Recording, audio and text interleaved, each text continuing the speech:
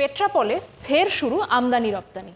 আপনারা সকলেই জানেন বিগত বেশ কিছু দিন ধরেই বাংলাদেশের পরিস্থিতি যথেষ্ট উদ্বেগজনক হয়েছিল। ইতিমধ্যে প্রকাশ্যে এসেছিল বেশ কিছু হিংসার ঘটনা। এরই মধ্যে আজ আমরা নজর রাখব পেট্রাপোল সীমান্তে। 3 দিন পর দুই দেশের বাণিজ্য আবারও স্বাভাবিক ছন্দে ফেরার পথে। টানা আন্দোলনের জেরে অশান্ত হয়ে উঠেছিল বাংলাদেশ। তারপর থেকেই বন্ধ ছিল পরিষেবা। বুধবার দুই দেশের মধ্যে বৈঠক হয় নো ম্যানসল্যান্ডে।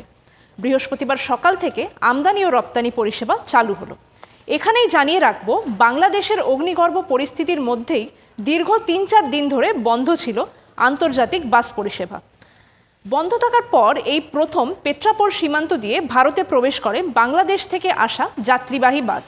গাড়ির চালক জানান, ঢাকা থেকে সকালে বাস ছাড়া হয়, তাদের গন্তব্য কলকাতা। রাস্তায় কোনো অসুবিধা হয়নি বলেই দাবি করেছেন চালক।